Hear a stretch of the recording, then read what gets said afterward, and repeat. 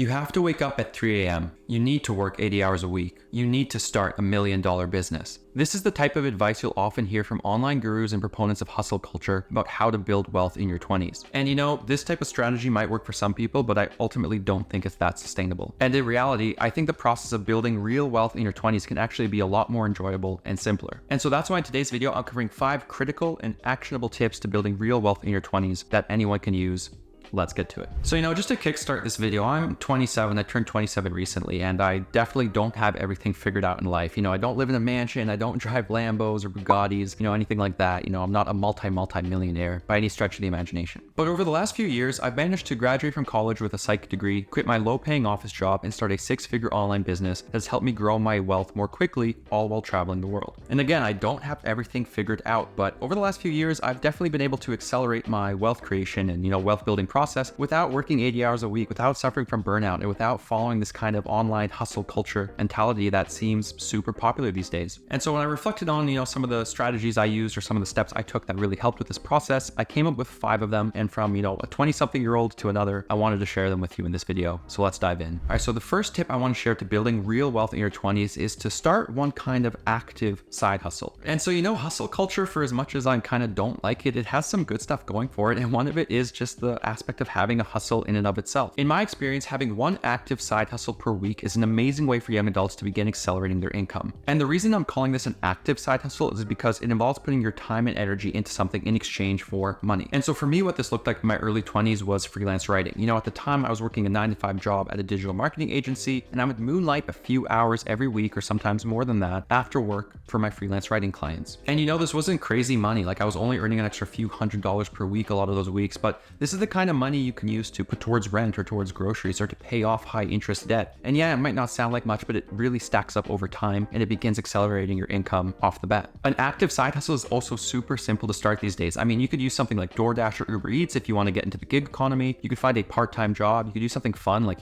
be a sports referee or coach or walk dogs with Rover. There's honestly so many ways young adults can begin making a bit of extra money on the side. And again, it's this little bit of extra cash that starts building the foundation for accelerating your wealth, which I'm going to get into. All right, so the second piece of advice I have for other 20-something-year-olds on building wealth in their 20s is to also start one kind of delayed gratification side hustle. And so I just talked about active side hustling, and this is a good strategy to begin making more money today, but we also want to build something in the future that pays us a lot more, and this is where the idea of delayed gratification comes in. And so really the concept here is to invest in something that is going to help your future self build wealth at a faster rate while still having that active side hustle. And so for a lot of people, this could just look like learning new skills that will help you job hop or start some kind of money-making endeavor in the future. I mean, these days you can learn anything online. Like, you can learn how to code, you can learn how to create websites, you can learn graphic design, you can learn video editing. There are so many ways to learn a high-paying, in-demand skill on the internet for free or for a very low amount. And so for me, what this looked like was starting my blog, This Online World, back when I was 21 and still in school. At the time I had read all of these blogging income reports about people making full-time incomes from their blog or making like 10, 20, 30K a month from their blogs. And it sounded insane to me, but I was like, I have to try this. I have to figure out how it works. And 5 years later, This Online World made almost $300,000 last year as my full-time job and full-time business. So that just kind of goes to show, like, you might think, okay, I'm going to try out this new skill or this new kind of delayed gratification side hustle, and you really never know where it could end up. So again, the key here is to have that active side hustle you use to begin building wealth today, but also to set your sights on something down the line that could be a lot more lucrative. All right, and the third tip for building wealth in your 20s, it's a simple one, but it works, and it's just to dollar cost average your way into the market. So dollar cost averaging involves investing the same amount of money in a target security at regular intervals over a certain period of time, and this is regardless of the price. In other words, the idea here is just to invest a fixed amount of money into a certain asset at a fixed interval, regardless of what's going on in the news or the market or the headlines you might be reading. And so what I've done personally over the last few years is just to invest in different ETFs or things like the S&P 500 or dividend stocks at a pretty fixed and standard rate.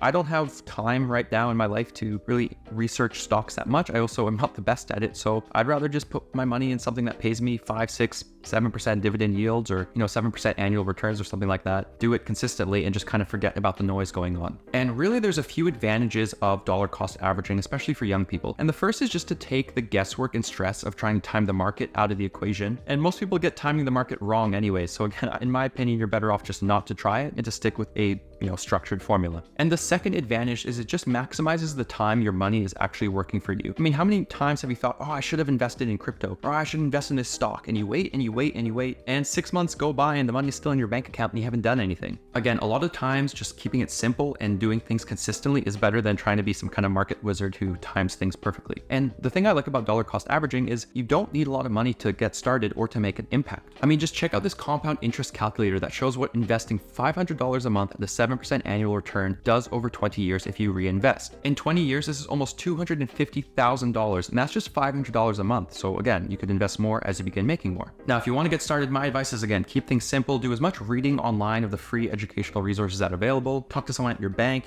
figure out the basics. You don't have to overcomplicate things. And I honestly think this is one of the key components to building wealth in your 20s. All right, and the fourth piece of advice for building wealth in your 20s is to just get used to saying yes a lot more often. And this might sound corny, and I'm not saying to be an absolute yes man and just to say yes to every single person, to be a people pleaser just for the sake of it, but it's actually incredible what saying yes to more opportunities can do for your wealth. Because here's the thing that's kind of funny. If you have an active side hustle and a delayed gratification side hustle, it's almost inevitable that certain opportunities are going to begin falling in your lap, or you'll just stumble across them. This happens as you network with people, as you try new things, as you learn new skills, and the key is to have a mindset where you're actually willing to say yes when these opportunities present themselves. I'll give you a personal example here. I was running my blog for about 2 years, and then at one point I emailed a company asking them if they wanted to buy my blog. They passed on the offer because they weren't buying sites at the time, but a few months later, my contact there emailed me and said, hey, do you want to join our team to help out with the project? Now, the project was this kind of business development research role that I had never done before, so it was a little bit nerve-wracking, but I ended up saying yes, and it was one of the best decisions I made. This is because what started out as a $1,000 monthly kind of freelancer contract grew into a $3,000 a month contract, taught me heaps more skills, it helped me meet a lot more people, and from that contract, I landed even better freelance writing gigs, I landed a lot more opportunities for my blog. So it was funny, like this one kind of opportunity from starting a blog translated into a lot more income down the line and a lot more opportunities. So again, say yes to new opportunities at work, say yes to new networking events, say yes to a bunch of new side hustle ideas or collaborations with people, because it can honestly help you expand your network or really help you make a lot more money in a short amount of time. All right, and the fifth and final tip I wanted to cover about building wealth in your 20s is to avoid lifestyle creep at all costs. And lifestyle creep is something that's almost natural and it can happen super easily, especially for recent college graduates who get their first job. I mean, maybe you're starting to work for the first time and maybe you get a bonus and your paycheck is looking nice and fat, and so you figure it's time to start shopping at the bougie organic grocery store in town, or to upgrade your car, and maybe start going out for dinner once per week.